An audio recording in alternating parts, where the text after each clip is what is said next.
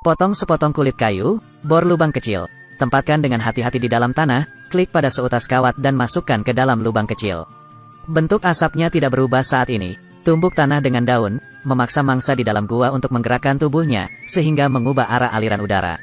Setiap perubahan kecil dapat terlihat melalui asap. Mangsa macam apa itu, menyebabkan semua orang di suku tersebut mengeluarkan banyak usaha. Tidak peduli seberapa dalam Anda menggali, Anda tetap harus menemukannya.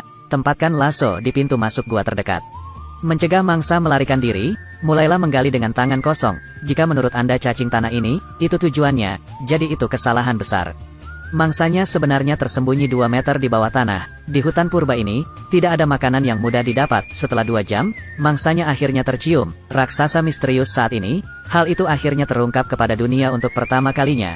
Meskipun sekarang masih sangat sengit, tapi itu akan segera menjadi santapan bagi orang Pygmy. Setelah banyak perjuangan yang ekstrim, belut listrik raksasa Afrika ini akhirnya berhasil ditangkap. Kerja keras setengah hari membuahkan hasil, dan ini hanyalah permulaan. Orang Pygmy memiliki teknik yang tak terhitung jumlahnya untuk bertahan hidup di alam liar.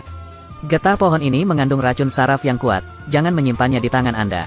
Kumpulkan daun dan kemas untuk dibawa pulang. Kembali ke suku untuk memulai proses lebih lanjut. Tuangkan getah kulit kayu ke dalam abu pohon hitam. Aduk rata dan oleskan pada panah, dapat digunakan untuk menghadapi mangsa yang jauh dari tanah. Busur dan anak panah berukuran kecil seperti mainan, bisakah ia memenangkan pertarungan?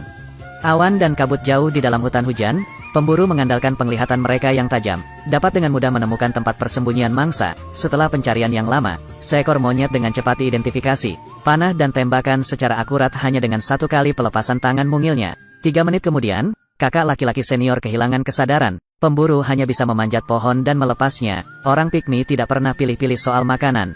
Jenis mangsa apa yang bisa Anda temui bergantung sepenuhnya pada keberuntungan. Ini juga satu-satunya cara mereka mendapatkan protein.